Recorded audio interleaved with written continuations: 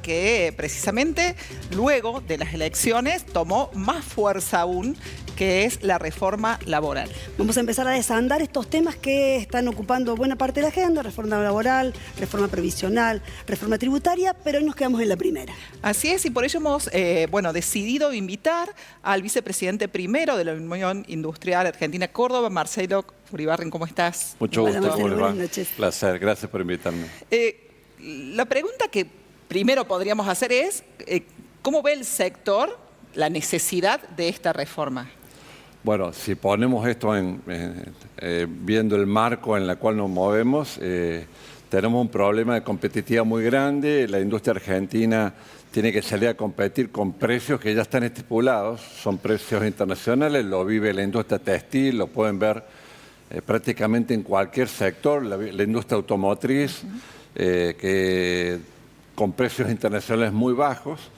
Y en el precio está el componente de productividad local de la empresa y el componente que se llama competitividad, que es el que completa la productividad, que tiene que ver con el costo país. En el costo país está, por supuesto, la infraestructura, costos de inversión, que también aumentan los costos, combustibles, servicios, todo ese tipo de cuestiones, pero fundamentalmente los impuestos y el costo laboral.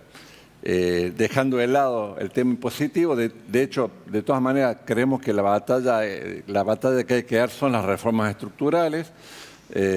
Ahí tenemos un proceso de informalidad muy alta, justamente las crisis van llevando a que se vayan cayendo el sistema de empresas que tienen deteriorado sus fuentes de trabajo y van al mercado laboral negro. Ese es un problema serio que hay que resolver y obviamente el mundo ha cambiado muchísimo, se tiene que adaptar y en eso la reforma laboral es fundamental. ¿Qué elementos de la reforma laboral? ¿Qué debería contener necesariamente una reforma laboral? Bueno, lo primero, si analizamos que los convenios colectivos tienen 50 años, si analizamos también de que en esos convenios colectivos, doy una idea, un ejemplo, porque es difícil interpretar en pocas palabras algo que va a tener muchos puntos, pero yo doy tips nada más.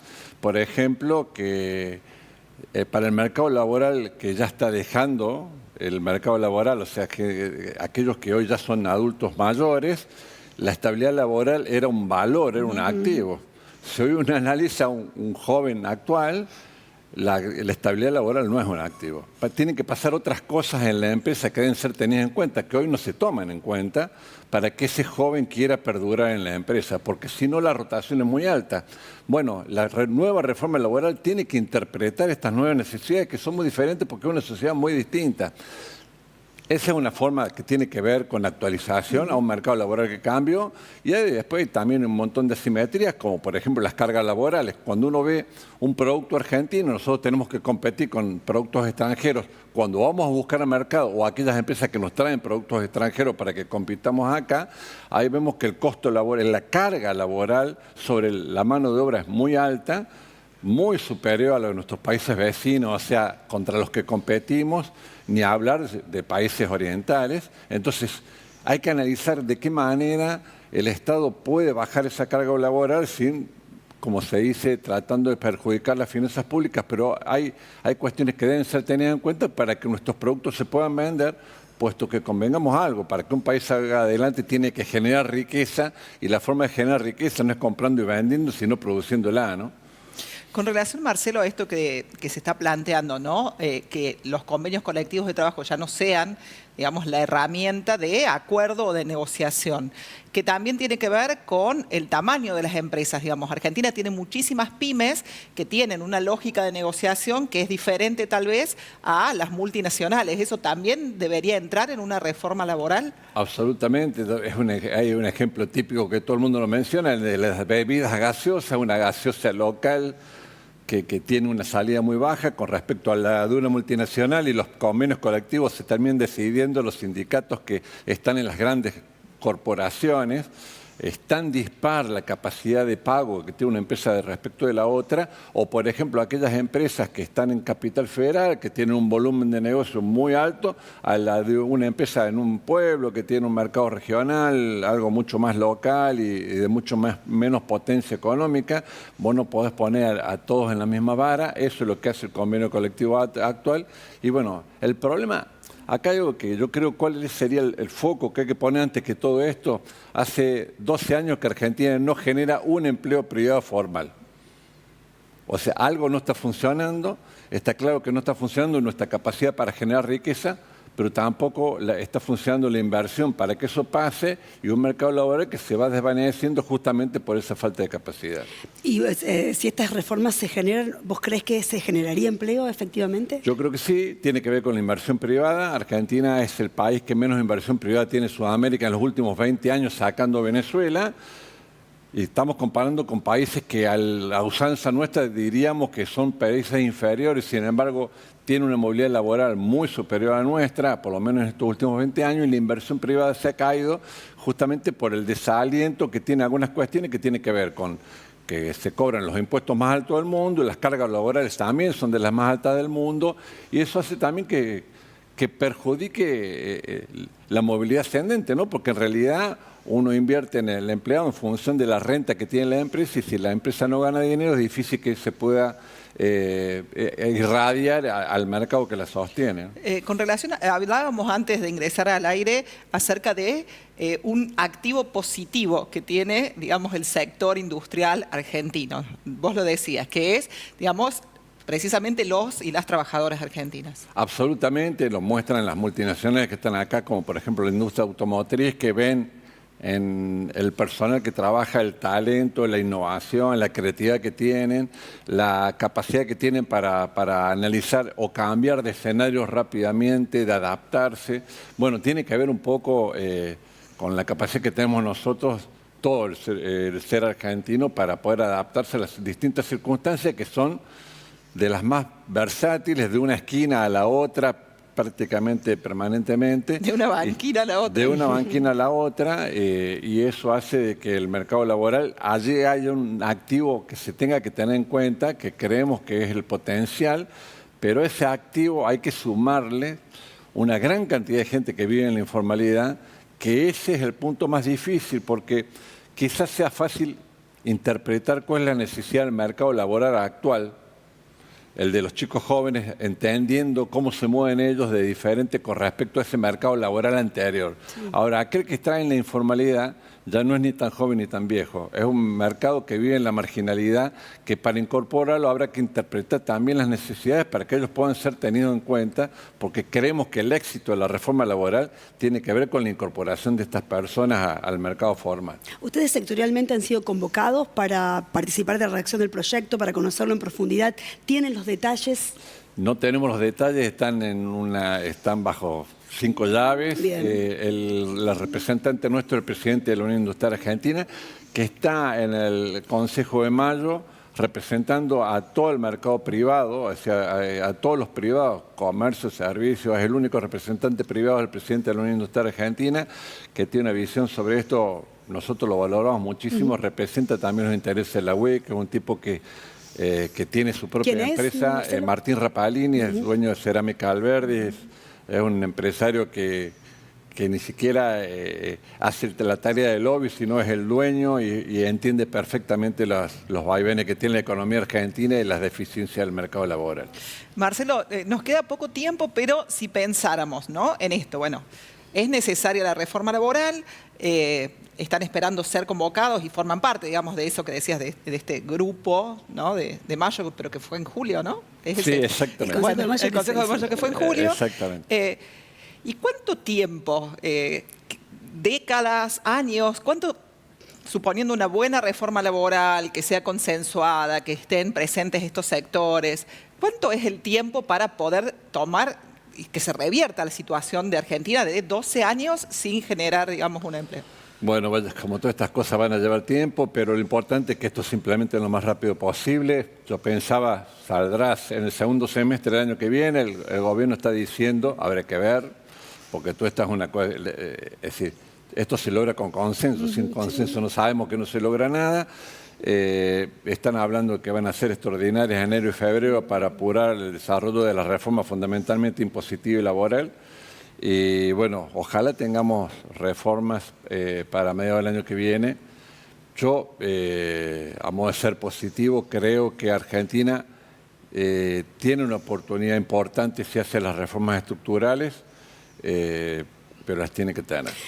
¿Cuánto hace que trabajas en la industria? 40 años. ¿Es la primera vez que escuchas hablar de reforma laboral? Sí, absolutamente. ¿Y qué te hace suponer que va a salir?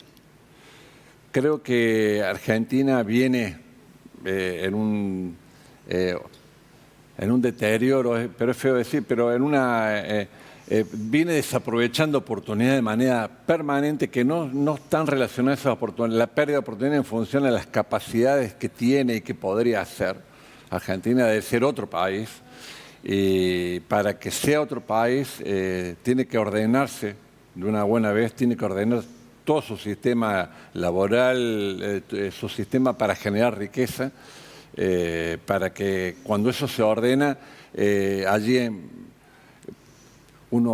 decimos 2% es un interés razonable y el mundo está a 5% anual.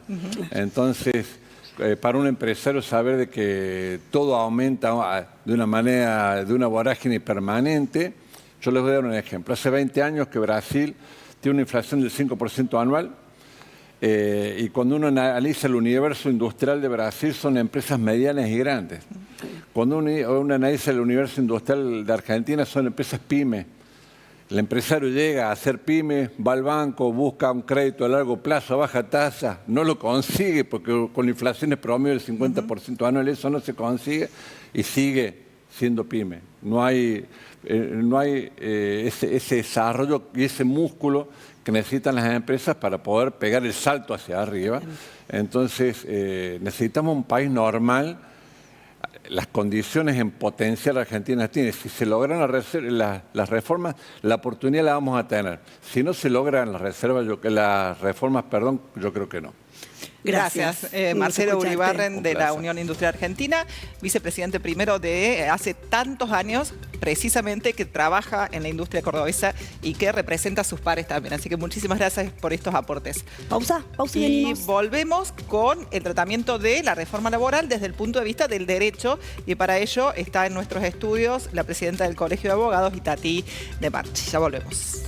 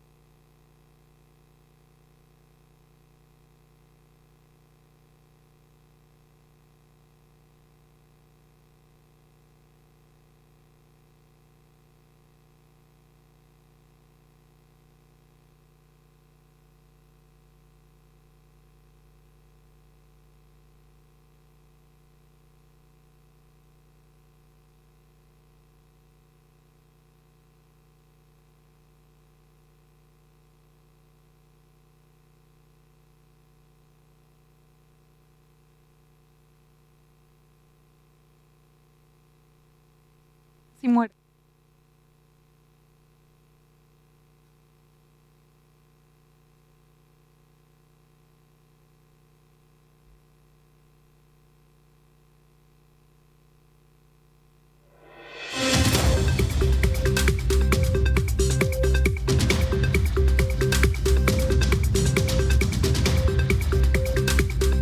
Bloque seguimos hablando de reforma laboral. En nuestros estudios la presidenta del Colegio de Abogados de Villa María, Itatí de Marchi. Gracias, Itatí, por sumarte a este debate que propusimos esta noche. Muchas gracias a ustedes dos. Muchísimas gracias por el espacio, por la generosidad. Desde una mirada vinculada con tu expertise, ¿hace falta una reforma laboral? Bueno, en primer lugar, debo aclarar que voy a hablar como laboralista, por supuesto, como asesora sindical. independientemente de ser presidenta del colegio. Bueno, sí, la primera pregunta es sí, la primera respuesta es sí, pero estamos en tiempos de falacias eficaces, de mentiras que parecen verdad. Y eso es algo muy peligroso, ¿no? ¿Por qué? Porque se dice, por ejemplo, en esta reforma que se está planteando, que los jóvenes van como una especie de aves libres, que van de un trabajo al otro, con mucha felicidad, con mucha alegría, intentando, porque cambió el paradigma. En realidad no cambió el paradigma. En realidad esta reforma que se autoproclamó como la modernización laboral no tiene un artículo que hable de los trabajadores y las trabajadoras de plataformas digitales. ¿Y eso por qué es? A la gente, a los ciudadanos se les ocurre pensar por qué no regularon uno de los trabajos más precarizados que hay hoy en día, el trabajador de Rappi, el trabajador de Pedido Ya, el trabajador de Uber, el trabajador de... ¿Por qué? ¿Por qué no se reguló? Si esa es la reforma que debería haber. No se reguló porque no conviene regularlo. Porque son trabajadores que están en la informalidad con un fraude, literalmente, sin monotributo, con monotributo, perdón, en el mejor de los casos, sin cobertura social, sin ART. Hace muy poquito tiempo se supo en Córdoba Capital que un trabajador bastante avanzado en edad, digo, porque también hay otra falacia que tiene que ver con la franja etaria, ¿no? Los jóvenes bastante avanzados en edad, que se había quedado sin trabajo, estaba en su moto entregando una pizza y en una intersección muy conocida de calles de Córdoba Capital lo atropella un auto y queda gravemente herido. Un transeúnte, antes de que se bloqueara el celular, como se bloquean automáticamente, alcanza a ver el último mensaje de la empresa y la empresa le pregunta si había entregado la pizza. El transeúnte le alcanza a avisar a ese fantasma, que es un empleador, ¿no? Que es un empleador como cualquiera de nosotros, solo que está como atrás del mundo digital, de este mundo del metaverso, ¿no? Le alcanza a avisar que el trabajador se había accidentado y automáticamente lo desloguean. Entramos en una época muy complicada de decir cosas, de inclusive repetir cuestiones que son mentirosas. El deslogueo es un despido. El loguearse es una contratación. Entonces entramos en este mundo de venir con nosotros a vivir la aventura de manejar entre dos colectivos con tu propia moto, con tu propio casco, pagate el monotributo, si te caes no hay quien te cubra. Entonces, en una Argentina que necesita una reforma laboral, por ejemplo, incluir en el mundo laboral a estos trabajadores. ¿Cuál es la solución? ¿Hay un gran porcentaje de informalidad? Claro que lo hay. ¿Hay un gran porcentaje de desempleo? Claro que lo hay. ¿Hay cada vez menos trabajadores en el trabajo formal? Claro que sí, es cierto. La reforma que hoy se plantea, que hoy está en tapete, ¿es la solución? Claramente no, y no lo digo yo, lo dice un repaso histórico, ¿no? En estos últimos 40 años, claro que hubo intentos de reforma laboral, que intentaron esto mismo, con esta misma fórmula de disminuir, de precarizar de derechos, de discutir, de eliminar las indemnizaciones, de hacer indemnizaciones magras, y estrepitosamente fracasaron poniendo el empleo en límites exorbitantes. Volvemos a repetir la historia aún peor. Pero además... Esa fue la de los 90, ¿no? Claro, la de los 90. La ley 24013, la ley se le llamó en la doctrina no solamente de la Argentina, sino en la doctrina de derecho comparado las leyes basura del derecho del trabajo. Excluyeron a muchísimas personas a la vera del camino del desarrollo. Pero pienso yo, ¿no? Porque hablamos, entrándonos, si les parece la reforma. Digamos. Sí, por favor. La reforma te trae el ahora 12 en indemnizaciones. Sí. Sí. Ahora, la reforma te trae un tope de indemnización de hasta 10 salarios. Sí. ¿Quiénes son los más perjudicados entonces? Los que por otro lado dicen que van a incentivar con un salario de mayor productividad. El que conservó más de 10 años el trabajo es porque claramente demostró, digo, si no, nadie va a tener un trabajador que no demostró tener productividad. Entonces estamos premiando el salario por productividad, pero estamos despidiendo con un tope de más de hasta 10. Es raro. Es confuso, digo. A mí me generaría ruido. Pero además el año pasado, en julio del año pasado, 2024, ya se hizo una reforma integral en el derecho del trabajo. ¿Es así o no? Nos rige la ley bases desde julio del año pasado. Pero ese segmento no pasó por la justicia lo frenó. La justicia frenó el 7023, el DNU 7023 anterior. Se intentó una reforma integral del 7023 claro, y quedó en el Congreso la 27742, que es la llamada ley bases. ¿Qué pasó a un año? ¿Cuáles son las demostraciones? ¿Hay más trabajo formal? Por ejemplo, no. La del colaborador o cómo se llama. Claro, los colaboradores o trabajadores independientes. Esta posibilidad es una cosa rarísima. Un trabajador independiente que tiene la posibilidad de contratar a otros trabajadores independientes en los que no haya ningún tipo de relación un miedo a la relación de dependencia. Un miedo a la formalidad. Ahora voy a decir, bueno, si queremos ver números duros, estadísticas, ¿qué pasó a más de un año, a casi un año y medio? Lo decía recién el prepinante. ¿Hubo mayor registración? No. Estamos en la misma crisis. Y ya pasó un año y medio. Ya hay como para hacer un número, digamos. Claramente no es la solución. Históricamente Argentina ha demostrado que no es la solución. Bueno, no vamos a poner tan en pesimista. ¿Qué creo que está pasando? Creo que es un disparo al sindicalismo. Sí. ¿Por qué creo que es un disparo al sindicalismo? Son los odiables, ¿no? Como muchos otros odiables. Claro, sí, es cierto que hay convenios de mucho tiempo, es cierto, sí, podemos charlarlo, sí. Ahora, el punto es el siguiente. El sindicato, la entidad sindical, es quien discute tu salario, ¿no? Entonces, la reforma lo que quiere es dejarte en soledad. Y priorizar esto de que la reforma quiere priorizar el convenio de la empresa por sobre el convenio de los sindicatos. Entonces, ¿qué es lo que va a hacer la empresa? Poner a competir un trabajador con otro.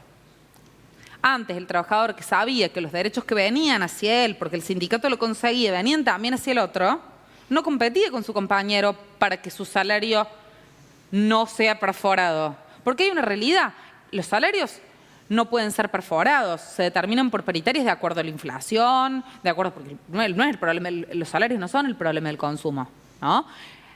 Siempre existió el premio por productividad, el incentivo por asistencia, el incentivo por cumplimiento mayor de los objetivos, el premio al mayor esfuerzo. Ya estaba eso no había nada que reformar. Lo cierto es que lo que ahora quieren hacer es perforar el salario y que el empresario sea quien decide a través de un delegado qué te corresponde a vos por ser el mejor alumno. Lo cual te pone en una situación de mayor individualismo que el que estamos viviendo porque competís con tu compañero inevitablemente porque querés pagar más, para que querés cobrar más para llevarlo a tu familia. Más las 12 cuotas, más el tope de 10 años. Lo cierto es que vacaciones, licencias. Las vacaciones no entran en la base indemnizatoria. ¿Eso qué quiere decir? Si yo he trabajado durante 15 años en una empresa, o sea que demostré la productividad y zaraza, la base indemnizatoria, digamos, ¿qué se le pone en mi indemnización? Ahora se pone el SAC, que el SAC se paga medio sueldo y medio sueldo, pero se compartimenta. Todos los meses yo tengo un porcentaje de SAC. Hoy es parte de esa indemnización. Quieren sacar todo eso y volver a los famosos ticket canasta. Los ticket canasta, que también es maravilloso, porque se habla de la modernización laboral, el país que viene, cómo vamos a estar de bien, qué felices que vamos a ser. Y sin embargo, los ticket canasta en el 2001... En el 2001 la Corte Suprema de Justicia de la Nación dijo que había generado una crisis terrible y vuelven los tickets canasta como una promesa de felicidad. Lo cierto es que esta no es una reforma que esté pensada para las pymes. Esta es una reforma, a mi criterio, que esté pensada para las multinacionales, que son las plumas. Ni pensar que vaya a generar trabajo. No, de ninguna manera. Porque viste que dicen reforma para generar más empleo. De ninguna manera. Yo soy una trabajadora y sé que la forma de que me registre una empresa y trabajar es trabajar 13 horas, es que me despiden y me paguen en 12 cuotas y que además el tope es de 10 años. Y me subo una moto y soy de pedido ya y estoy en el trabajo informal. Soy mi propio jefe. Soy mi propio jefe. Manejo mis propios tiempos. En una falacia que hasta decido creerme, porque lo otro, el trabajo informal, es hasta desincentivante. Y la pyme, en realidad, lo que la ahoga a la pyme es la carga tributaria. Porque una pyme no puede tener la misma carga tributaria que una multinacional, pero ese es un debate que no queremos dar. Empezamos por el eslabón más débil, cuando en realidad la primera reforma que habría que hacer, desde un lugar humilde lo digo, es la reforma impositiva. Una pyme no puede estar pagando por cargas sociales lo mismo que paga una multinacional. Desde ese lugar, la pyme entendería que si la carga social es menor a la de la multinacional, entonces la carga del trabajador no es tanta. Es que como Estado no queremos decirle, oiga, multinacional, usted tiene que pagar más que la pyme. Y ahí hay una desigualdad. ¿Cuál sería el desafío, Itatí, entonces? Pensando en que esto ya es un hecho, en que bueno, la Cámara Legislativa va a estar a disposición de tratarla, que la Unión Industrial Argentina también está dispuesta a tratarlo. Yo confío profundamente en la clase trabajadora. Confío profundamente en la movilización. Sí, más allá que la movilización, confío en la conciencia de la clase trabajadora. Confío plenamente en los profesores, profesoras, en quienes democratizamos el derecho al trabajo, en quienes sabemos que esto ya pasó, en quienes vimos muchos trabajadores de los automotrices yéndose con acuerdos espurios de indemnización para no llegar a una cosa así. A quienes sabemos perfectamente que esta historia ya la vivimos y que le pueden contar como quieran, digamos, pero esta historia ya la vivimos. ¿Y qué veo yo? Que hay una reforma para hacer, claramente. Y esa reforma es esta, de poner las cosas a su nombre, de decir una pyme no puede pagar lo mismo de carga social que una multinacional, de decir hay que darle lugar a las cooperativas, a las economías populares, que están pidiendo solamente el hecho de que se las reconozca como tal, porque ya generaron un grupo humano que inclusive trabaja con sus manos muchas veces y trabaja con su propia comunidad y le pide al Estado ser reconocido. Este binomio registración-no registración hace que personas trabajadoras como las de plataformas digitales nadie les nombre. Porque resulta que la reforma laboral, que una de las cosas, lo vemos todo el tiempo, salimos a la calle y vemos 3 o 4 trabajadores de plataformas digitales. No es un tema para reforma. Bueno, gracias, fue un gusto. Seguro que para que podamos volveremos, seguir claro, volveremos a hablar acerca. Cuando ya estén puestos todos los artículos en su lugar, seguramente te volveremos a llamar. Y cuando se conozca, ¿no? Lo decía también Uribarren, digo, ni siquiera la Unión Industrial Argentina tuvo acceso a eso. Bueno, supongo que tampoco la parte, digamos, que está vinculada a los sindicatos. Hay un borrador de proyecto de Ramiro Díaz dando vuelta, que ese es el sobre el que hablé. Pero muchas gracias. Gracias, Itati de Marchi. Volvemos, una breve pausa y ya nos despedimos y les decimos cómo pueden también volver a retomar estos contenidos audiovisuales.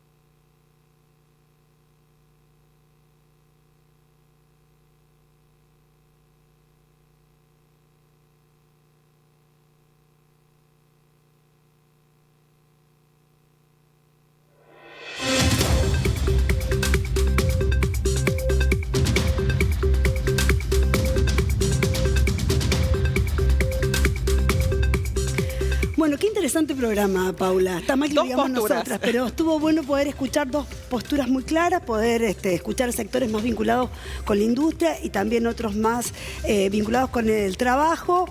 Veremos cuándo se devele concretamente cuáles son los artículos que efectivamente tiene esta reforma laboral que, y en esto sí coincido con Itati, seguramente va a salir. Por otro lado, y decíamos con Mariana, poder pensar en esto, ¿no? En la necesidad de una reforma laboral, pero cuáles son los actores que están allí. Por eso decidimos estos invitados que representan a dos sectores y actores como es el de los industriales, empresarios, y por otro lado, la representación de los trabajadores, de los sindicatos, de las asociaciones. Poder enriquecer el debate, ese es el objetivo. Luego están ustedes en sus reflexiones y por supuesto estarán los legisladores también en diciembre. Vamos a agradecer también, como es habitual, a las personas que técnicamente hacen posible este envío, periodistas, la gente de UniTV, a Erika Fecia por el peinado, a Andrea Peretti por el maquillaje y por supuesto a Lilo, que nosotras hoy estamos, digamos, con toda la indumentaria que es obvio para los eventos de fin de año. Exactamente. Ya estamos en noviembre, además. Para ir y elegir, porque ya estamos casi cayendo en el último mes del año. Claro, noviembre ha comenzado y por ello también comienzan los eventos y en Lilou pueden encontrar toda esta indumentaria. Por otro lado, decirles que pueden recuperar los contenidos los jueves y los domingos a la hora 21:30 y también en las redes sociales de Periodistas BM. Muchas gracias. Muchas gracias por acompañarnos. Buena semana. Chau.